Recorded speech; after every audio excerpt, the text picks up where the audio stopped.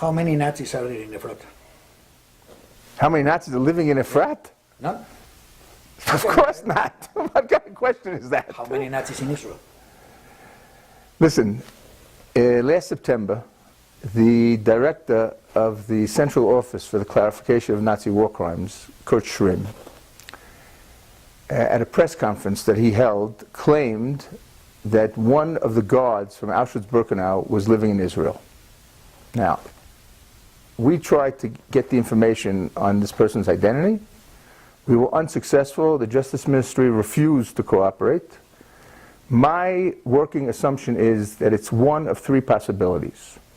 Either it's a German or an Austrian who came to Israel posing as a Jew, or it's a capo, a Jewish capo, or it's someone who, because of family connections, someone from Eastern Europe, like a Ukrainian like Demyanyuk, who might have been able to make Aliyah because of marrying a Jew, or whose son married a Jew, or something of the sort. But to this day, we don't know. Okay. Do you know anything about the Nazis that were in Cairo and in Syria? We know a lot. Are they still there? Okay. Our working assumption at the moment is that Ayus Brunner is no longer alive. Ayus Brunner was Eichmann's right-hand man, responsible for the deportation to the death camps of 128,500 Jews, 47,000 from Austria, 44,000 from Greece, 23,500 from France, and 14,000 from Slovakia. We received information about 4 years ago that Brunner had died in Damascus and was buried in Damascus.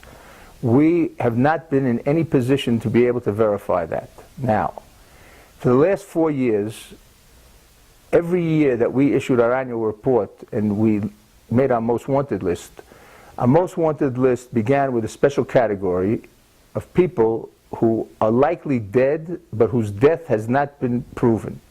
There were two names on that list. One was Ayus Brunner, who was born in 1912. The other was Dr. Aribert Heim, Dr. Death from Mauthausen, who was born in June 1914. And this year, for the first time, we decided not to include those names on the list, for the main reason being that it's almost certain that they are no longer alive, even though we haven't been able to convincingly or certainly prove their death.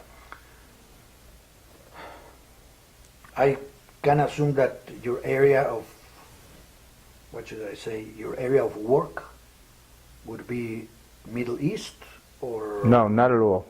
Not at all. I mean, not at all. No, listen to me. I have two jobs, two hats at the Wiesenthal Center.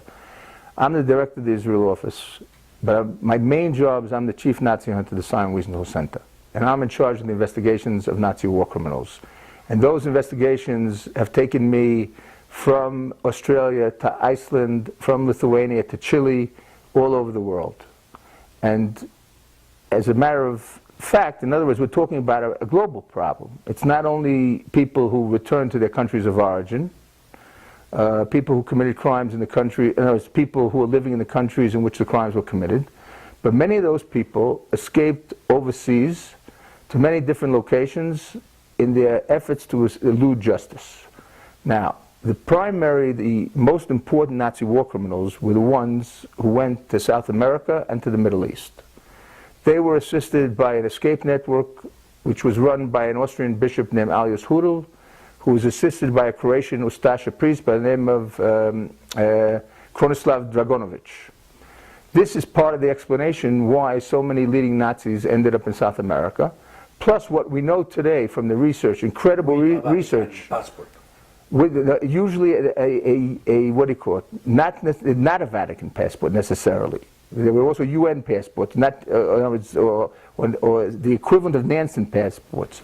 But today, as a result of the incredible research of the Argentinian journalist Uki Goni, we know in his book The Real Odessa, we know exactly how the whole thing worked. And those people reached Argentina and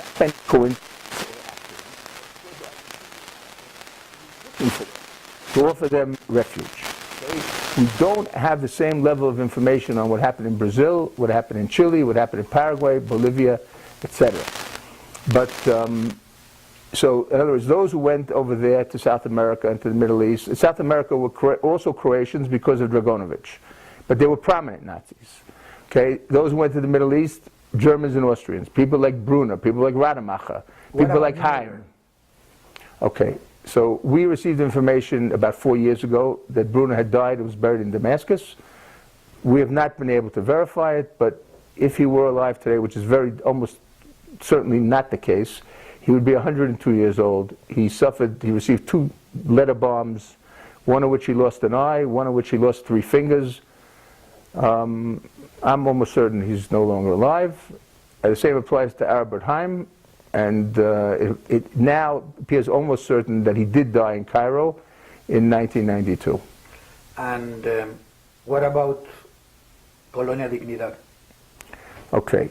We have not been able to establish that any of the people at Colonia Dignidad are World War II Nazis, okay? There's no question we're talking about a sect with Nazi-like discipline, Nazi-like ideology, but no direct link that we found yet, or that the Chilean authorities have found yet. If I'm not wrong, there is documents showing that... No, that we're still alive. We're talking about it. Mueller was there. Miller died in 1945. We know that today. He couldn't have been in Chile. Well, according to... Maybe Ralph. Maybe Walter Ralph. But listen, the point is this. We have very limited resources, okay? And we only deal with cases of people who we can bring to justice. Okay. So in other words, if there were Nazis in Colonia Dignidad in the 70s, 80s, or 90s, it's of no interest to us. Okay. In other words, it's of interest intellectually, but it's not of interest in practical terms. We have here in Mexico an issue of the wife of one of the presidential candidates who comes from Colonia Dignidad, and his grandfather was, I don't know if Mueller or Ralph, I cannot remember at this moment, and I'm almost sure that it was Mueller, I don't know why, but... Okay, let me just add one point to the story that might help. We now know that Mueller died in 1945. He was buried in a Jewish cemetery in Berlin. Okay, so all the stories about him being all over... Oh, he's surrounded by Jews. He's surrounded Nebuch, you know, what can you do? Yeah. Oh, ich meine, so ihm gesagt. Right, exactly. So, if you are looking for people who might be alive, who might be alive and where? Okay, we're talking now about middle and lower level people who served in a wide variety of capacities and were actively involved. Our definition of a Nazi war criminal is anyone who, in the service of Nazi Germany or allied with Nazi Germany, was actively involved in the persecution and murder of innocent civilians. That's our definition, and there are many people who fit that definition who have not been brought to justice, are still alive. The German government now has a new legal strategy, and in September they announced that they had found, it's actually 38 people who served in Auschwitz-Birkenau. One of them was already sitting in jail in Stuttgart. 30 others were living in the Federal Republic in Germany, and 7 others outside of Germany, and they're all being recommended for prosecution by the Germans. Any of the owners of the companies, the French Railroad Company, IKEA, Mercedes, BMW, Fiverr, all of these companies would be considered war criminals for using... okay, listen, you're putting together many different stories, okay? IKEA, Comrade, okay, was a neo-Nazi in Sweden, okay? He was not involved in war crimes. I'm not saying that in any way to defend him, okay? And as far as I want to make clear one thing, the Holocaust is important because it was genocide. It's not important because it was grand larceny. Okay, grand larceny was a sideshow, was a side element of a much greater crime, the greatest crime in human history. Our focus will always be on the genocide and not on the financial issues. Do you really think that the Germans simply wanted to kill the Jews? Or, I think, I might be wrong of course, I think that it was just good business. I totally disagree with you. Okay. Totally disagree with you. The ideology of Nazi Germany was to murder the Jew, eliminate the Jew, because the Jew, by his essence, posed an existential threat to the plans of Germany for world hegemony. But had nothing to do with economics. Jews, German Jews, were almost the last ones to reach the concentration camps. That's right. The first ones were. But the at a Eastern certain Europeans point, because they didn't have what to do at a with it. certain point, they realized that they were going to lose the war, so they at least wanted to win the ideological war against Okay. world Jewry. So from your perspective, the business was a secondary area. I don't even think it was of any importance in an ideological sense, in the Okay. sense of mass murder. Okay, for me it used to make more sense to think of it as a business because they started selling the Jews to Germany, because they started to do business with property, with houses, with insurance, with banking accounts, and it would actually be forever if it's a good business. It would There's warrant- no mention in any of Hitler's writings, in any of Hitler's speeches, of the economic component.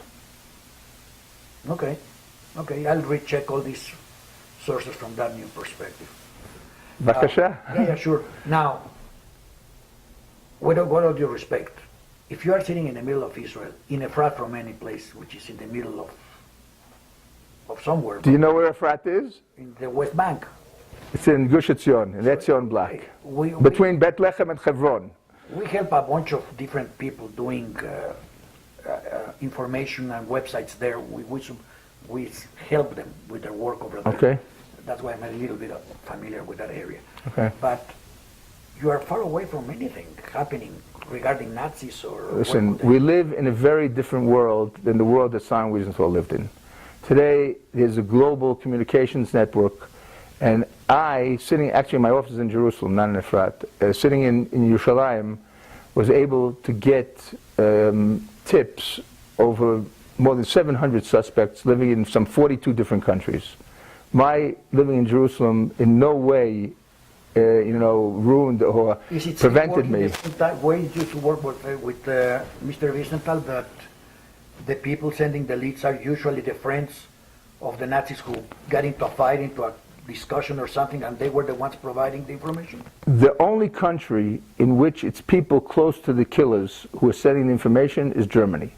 In no other country have we encountered people close, either by family ties or by business ties, to the Nazis to give us the information. It was people who met them and they were appalled by the idea that this person might be a Nazi, or they were enchanted by the idea of getting money for turning in a Nazi. One question. Yeah. We have a little bit less time. Why to hunt Nazis now? And people that are already old, why to hunt them, to find them, why to bring them to justice? Okay, Mr. Wiesenthal, I'll start with the point that Mr. Wiesenthal emphasized more than any other. Our obligation to the victims. We owe it to the victims to do whatever we can to find the people who turned them, innocent men, women, and children, into victims simply because they were classified as enemies of the Third Reich. Besides that, the passage of time in no way diminishes the guilt of the killers. Old age should not protect people who committed such heinous crimes. Someone who gets to the age of 90 who's a mass murderer doesn't become a righteous Gentile. The continuing efforts to bring these people to justice sends a very powerful message about the seriousness and significance of the crimes of the Shoah. These trials themselves are effective and helpful in the fight against Holocaust denial and distortion. And these are the last people on earth who deserve any sympathy, because they had absolutely no sympathy for the people they murdered, some of whom were older than they are today. Who determines what is justice? Why not revenge and why justice? Because the future of the world depends on justice. And if there's no justice, you have chaos and you have a terrible world that no one would want to live in. I think that what he's asking is, if you find tomorrow that, I don't know, Mengele in Drert. In Drert. He's in Drert already. He's living in Mexico. No. And you come to Mexico and say, well, we want this guy and we want to take him with us, and say, you cannot touch him because he lives in Colonia Redignidad in Mexico. Okay. And you will not touch him. But you know that you can go in and kill him there. Would you do it, or what would you do if you find a Nazi? No, I wouldn't do it, and I'll explain to you why. Because you think that the headline the next day would be, disgusting Nazi got what he deserved. That's not going to be the headline. The headline is going to be, vengeful Jews murder 90-year-old. So what would you do? What do you Do everything possible to force the government to do it, to put him on trial. kidnap him? Not necessarily. Not necessarily. but not out of favor. Not off the table. No. You suggest to the people watching the program, most of whom are either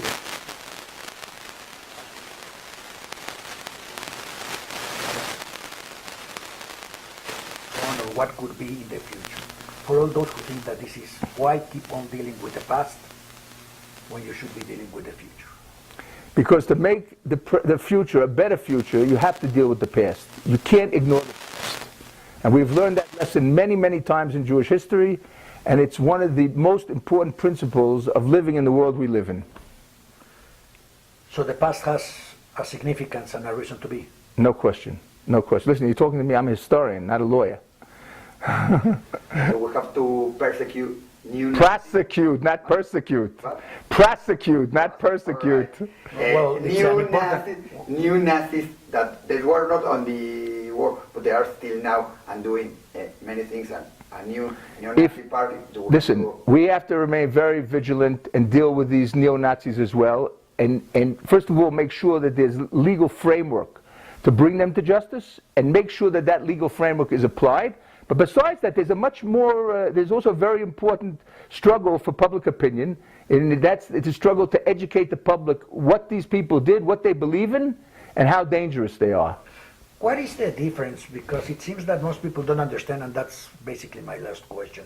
What is the difference between this Holocaust and so many other genocides where there are no Jews involved, and why pay more attention to these? Okay, very simply. There are two things that distinguish the Holocaust from the other cases of genocide, okay? One is the fanatic ideology of the total destruction of a people off the face of the earth, number one. And the other is the implementation with industrialized mass murder, which has never been the case anywhere, and we hope will never be the case again. Can I add a third one? Bakasha. This is the first time and the only recorded time where a nation actually crossed borders to persecute another group in order to destroy it. No other time in history did a nation cross borders and conquer other countries to kill a minority as it did in this time. But I have one reservation about the last comment, and that is that the crossing the borders was coupled with another goal of the Nazis, which was to conquer the world. Okay, so in other words, in order to get their Lebensraum, okay, their living space, they had to cross the borders. But wherever they reached, they made it their business to mass murder all the Jews. Efraim, is there any possibilities that Nazis will resurge, will be alive again? We know that there are people in America, people in Europe that believe that neo-Nazis and Hitler was very Listen, good. Is there we have a genocidal regime in Tehran today, a regime that openly talks about the mass murder of the Jews of Israel. Okay, I think that's much more serious than any neo-Nazi group in the United States of America, because they're also working on a nuclear bomb to be able to do it. And if, God forbid, they get the bomb and the ability, it'll be much easier than anything that the Nazis did. I think that's our last question. We have to finish. It was very interesting. Thank you, Daniel. Thank you. Excellent interview. You have your card? Yeah.